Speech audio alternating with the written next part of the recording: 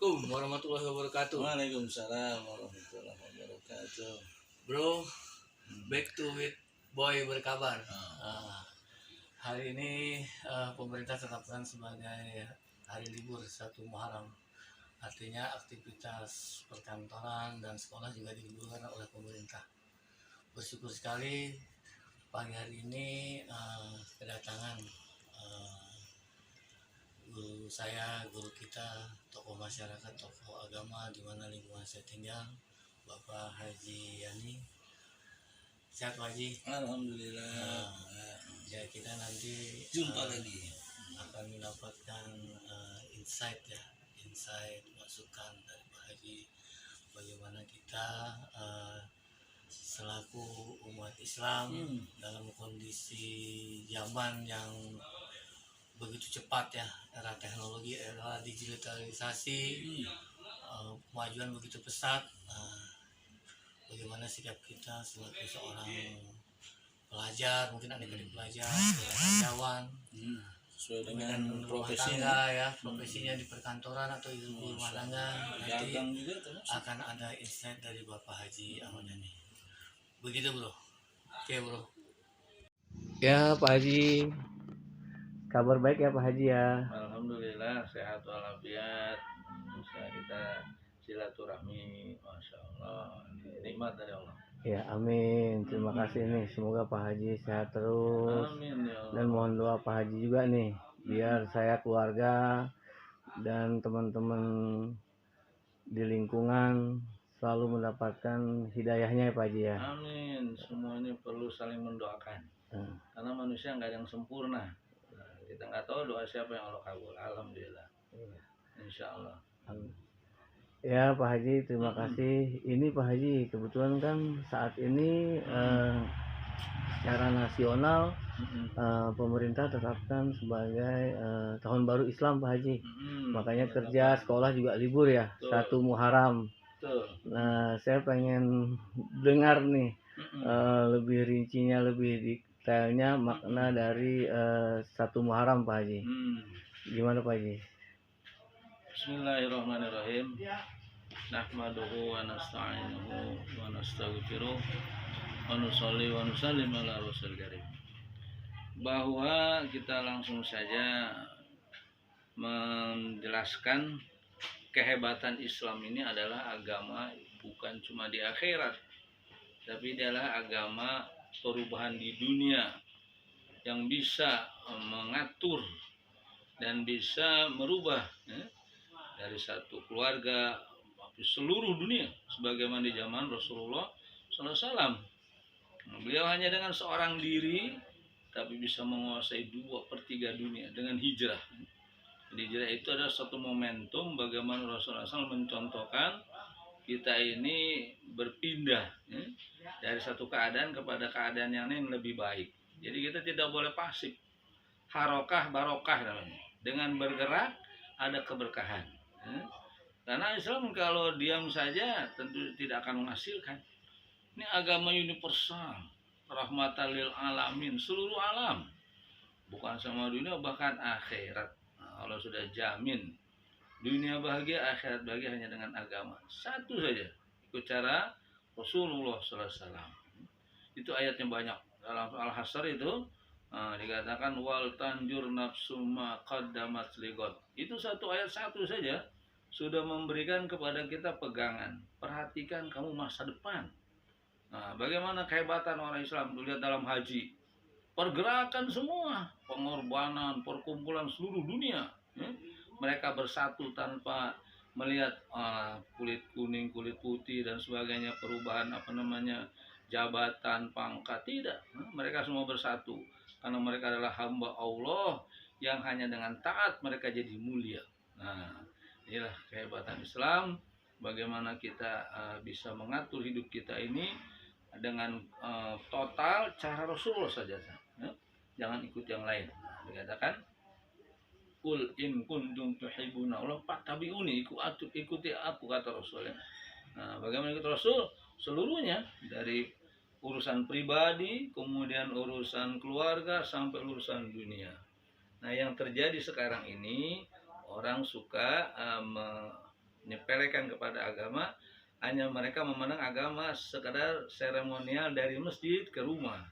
Padahal dalam kehidupan ekonomi kalau ada agama, maka orang jadi jujur.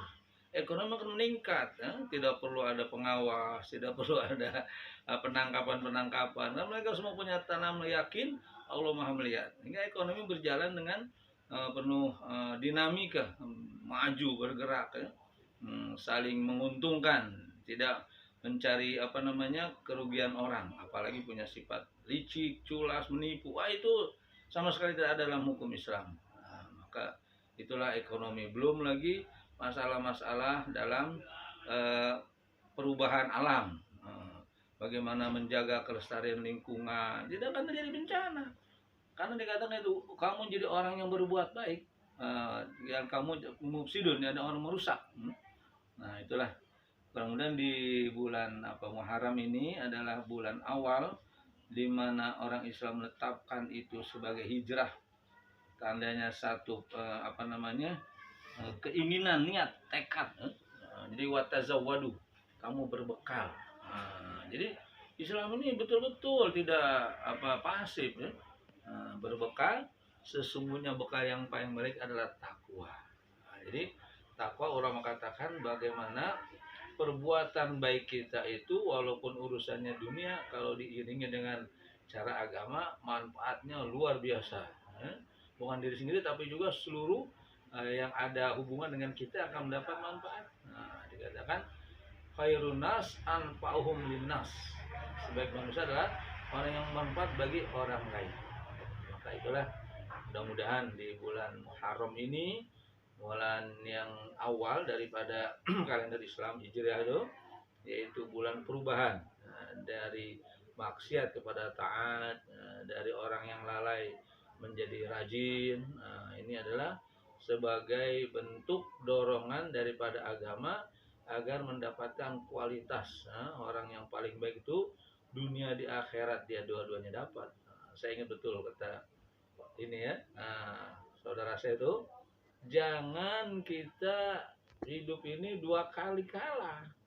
Dunia nggak dapat, di akhirat kita luput, nauzubillah. Jadi manusia ada 4 macam. Ada dunia senang, di akhirat dia susah. Inilah orang-orang yang tidak iman kepada Allah. Yang kedua, ada orang yang di dunia susah tapi di akhirat senang. Nah, ini orang beriman yang mungkin keberuntungannya sedikit ketinggalan karena mereka pendapatan dunia ini berkurang. Tapi di akhirat mereka jadi raja-raja. Allah Ta'ala beri kepada mereka segala keinginan yang ketika dunia mereka belum terpuaskan ataupun dapat mereka dapatkan. Yang ketiga nih yang paling hebat. Dunia senang, akhirat dia berjaya, menjadi orang sukses. Karena dia ketika di dunia hartanya digunakan untuk agama, maksud berjuang, membantu orang yang susah, membantu yang membutuhkan, semuanya digunakan. Nah, jangan sampai jadi orang keempat. Dunia, masya Allah, kekurangan, di akhirat ternyata menjadi orang yang menderita, nauzubillah. Nah, jadi bagaimana dengan bulan Muharram ini kita niatkan tekad supaya lebih daripada tahun yang lalu. Nah, dikatakan hari ini lebih baik daripada hari kemarin. Nah, insyaallah next better. Apa tuh? Yesterday kemarin, ya. Pak Haji, ini Pak Haji yang terkait dengan puasa ya Pak Haji ya. Pak Haji, Gimana? saya pernah dengar ya, artinya memang ada Pak Haji di Muharram ini untuk berpuasa ya. Itu kapan dilaksanakan, manfaatnya apa, dan kita bagaimana menyikapinya gitu Pak Haji. Insyaallah. Bismillah, ya. Jadi dalam agama itu ada amalan-amalan utama, amalan yang biasa. Satu contoh, kita sholat fardu, tapi ada sholat yang agak berat ini, dan kan sholat utama juga, itu sholat malam. Jadi katakan apabila sholat lebih baik daripada sholat fardu, ada sholat yang itu sholat malam. Puasa setelah puasa Ramadan yang paling bagus adalah puasa Muharram. Dikatakan di situ adalah puasa ini mendapatkan ganjaran daripada Allah Subhanahu wa taala, yaitu diampunkan dosa 1 tahun yang lalu, sanatan madiyah. di Muram Ilaram inilah kenapa kita rayakan dengan puasa, menandakan kita ini ingat kepada Allah. Karena puasa ini adalah hubungan seorang hamba kepada Allah, menahan nafsunya demi karena Allah. Padahal dia kalau mau makan dia bisa. Nah, tapi karena dia cintanya kepada Allah, dia taat pada Allah, nah dia mempuasakan diri. Nah, ini berkenaan dengan ketika baginda Rasulullah SAW menanya kepada seseorang, ini hari apa, kenapa orang Yahudi puasa? Dia kata ini adalah hari ketika Nabi Musa alaihissalam diselamatkan di lautan daripada Fir'aun. Maka Rasul katakan orang Islam lebih lebih harus lagi, karena Nabi Musa itu adalah sebagai nabinya orang Islam. Itulah kita puasa ini diantaranya di tanggal 10 Muharram ini, bagaimana kita mengingat daripada peristiwa-peristiwa penting. Yang pertama, Nabi Yunus alaihissalam dikeluarkan dari perut ikan. Nabi Nuh alaihissalam itu kering, dia punya banjir ya, diselamatkan Allah SWT. Nabi Ibrahim alaihissalam diselamatkan dari pembakaran api, yaitu Namrud laknatullah alaih.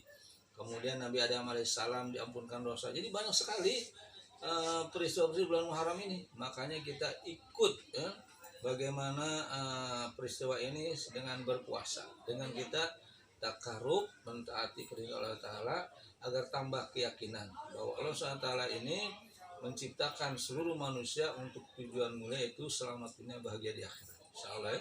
Jadi puasanya tanggal 9 Tasu'a dan Asyara 10 Asyura ya. Nah, Asyura itu kata ada pada bahasa Arab Asyara. Nah, jadi yang bagus Tasu'a dan Asyara. Insyaallah kalau kita berpuasa ini diampunkan dosa kita setahun yang lalu. Nah, demikian kita bisa makan insyaallah. Ya Pak Haji, banyak sekali nih insight dari Pak Haji ya. Nah ini masih ada mungkin nih beberapa begini Pak Haji ya. Kondisi sekarang kan artinya zaman begitu cepat berubah, dengan teknologi itu nggak terbendung Pak Haji. Di zaman era digitalisasi mungkin cara orang mencari uang, cara orang berbisnis, cara orang bersilaturahim mungkin lewat WA atau video call, press conference ya gitu Pak Haji ya. Tapi luar biasa kemajuan zaman. Nah supaya tidak hilang nih, artinya sikap ataupun aktivitas secara esensial, di mana umat Islam ini kan umat terbesar ya, rahmatan lil alamin sampai akhir zaman. Bagaimana supaya juga umat Islam ini memimpin, artinya menjadi beberapa yang mempengaruhi kehidupan manusia sebagai hijrahnya untuk sebagai yang rahmatan lil alamin lah, agama yang menenangkan, yang menyelamatkan kita di dunia dan di akhirat kelak. Terkait dengan ini Pak Haji, kan dalam satu Muharram ini bagaimana nih kira-kira mungkin ada insight, apakah kita sebagai seorang karyawan atau di rumah sebagai kepala rumah tangga, atau kita memimpin ya, tua RT, RW atau instansi pemerintah, bahkan DPR juga anak-anak kita nih sebagai seorang pelajar, menyikapinya seperti apa nih Pak Haji di saat satu Muharram tahun ajaran baru Islam, begitu Pak Haji. Bismillahirrahmanirrahim. Bahwa agama itu meliputi keseluruhan aspek kehidupan, bukan hanya dari masjid ke rumah, bukan hanya seremonial apa tuh acara di masjid saja kita sholat kemudian membaca Quran, mengaji dan sebagainya, tapi ketika kita kembali ke masyarakat, di tempat yang kita berkumpul dengan orang yang berbeda, baik berbeda watak, berbeda agama, bahkan berbeda warna kulit, bahasa, ini semua harus diatur sebagaimana di lalu lintas. Walaupun mobilnya berbeda, ada mobil zaman dulu, ada mobil yang modern, tapi lintas tetap sama. Ketika merah semua berhenti. Wah kalau yang baru mobil nggak usah berhenti, karena mobil baru, mobil lama saja berhenti, tabrakan terjadi, maka jadi kekacauan. Begitu pula dalam agama ini, ketika orang itu sebagai pemimpin atau sebagai orang awam biasa, dia sebagai pedagang kah, itu semua harus menjalankan daripada perintah yang dicontohkan oleh Rasulullah SAW. karena peraturan ini akan berlaku sampai hari kiamat. Siapa saja orang yang mengamalkan daripada cara-cara agama ini, pastilah dia akan sukses dunia, sukses akhirat. Contohnya pedagang, meskipun dalam era digitalisasi ini tidak harus ketemu orangnya, ya, tidak harus membuka pasar, buka toko, datang ke tempatnya, tapi hanya dengan komunikasi dari teknologi, bisa terjadi itu transaksi. Cuma jangan dihilangkan, esensinya adalah kejujuran. Walaupun kita bertemu orangnya, kemudian karena bertemu kita takut, dibandingkan ketika kita ada di medsos ataupun di teknologi. Wah, ini nggak ketemu orangnya, maka tidak boleh menipu atau membohongi, curang. Ketika dibeli barangnya berbeda, kemudian pembayaran juga, ini adalah merusak, sehingga akhirnya tatanan kehidupan menjadi kacau. Tidak ada ketenangan. Setiap orang ini akan punya pikiran jahat. Semangat bagaimana menguntungkan diri sendiri. Itu pedagang. Dia katakan pedagang yang jujur nanti bersama Nabi dia di hari kiamat, bayangkan. Karena susah sekarang ini. Kejujuran itu adalah faktornya berkaitan dengan iman. Orang punya iman, dia akan menjaga kehormatan dirinya, juga bagaimana dia senantiasa merasa diawasi oleh Allah Subhanahu wa taala, yang memang dia itu harus taat kepada Allah. Terlihat atau tidak terlihat, dalam posisi apa saja. Bukan cuma di masjid, ketika di masjid dia Masya Allah doa-doa, dia zikir-zikir, ketika di luar masjid dia lupakan itu semua. Nah, ini adalah kesalahan yang fatal, sehingga agama seolahnya tempatnya di tempat ibadah saja. Itu seorang pedagang, kemudian seorang pelajar. Maka bagaimana dengan ilmunya ini?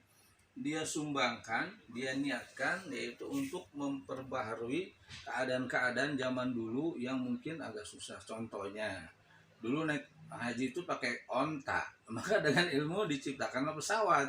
Sekarang orang lebih mudah, pergi haji cuma 40 hari, bahkan ini cuma 10 hari. Dulu pergi haji bisa 4 bulan, 5 bulan, karena naik kapal laut, yang waktunya begitu lama.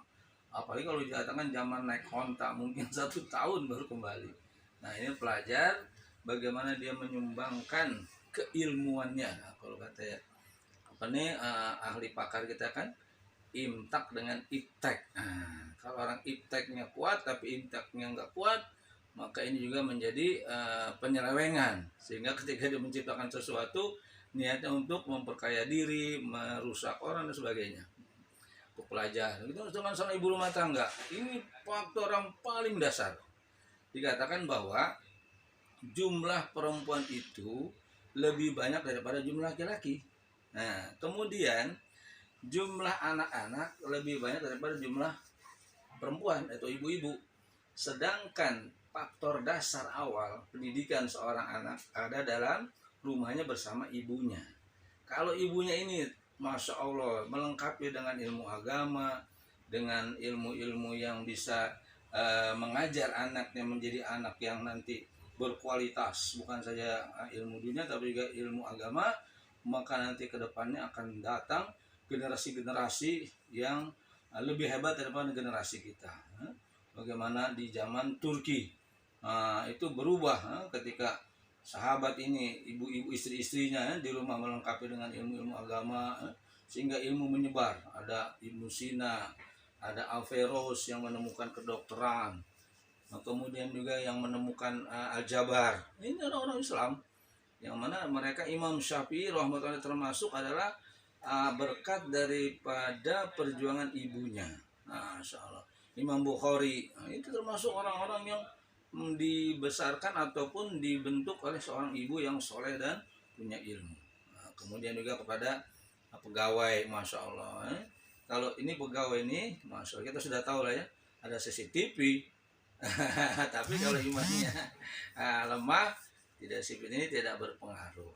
Maka insya Allah mudah-mudahan di bulan Muharram ini semuanya komponen ini bersatu padu dengan patokan yang sama, dasar yang sama adalah bagaimana agama ada sebagai faktor bekal yang utama. Insya Allah semua akan memberikan kepada kita perubahan yang luar biasa, dari yang buruk menjadi baik, dari yang menjadi banyak, dari yang jelek menjadi bagus, insya Allah. Nah, demikian.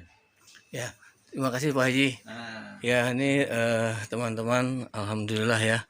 Silakan diminum Pak Haji. iya. Ya, teman-teman semua, bro and bro, pagi ini di hari yang bersejarah ini momentum bagi umat Islam.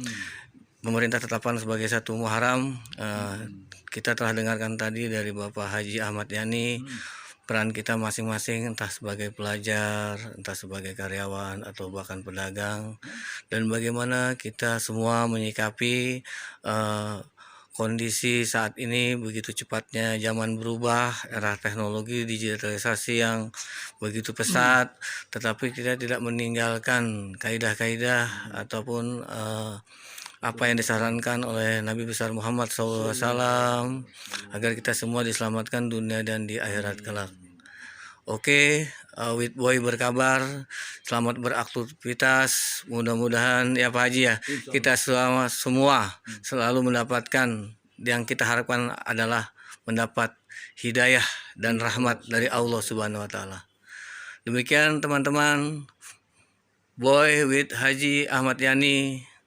Wassalamualaikum warahmatullahi wabarakatuh. Waalaikumsalam.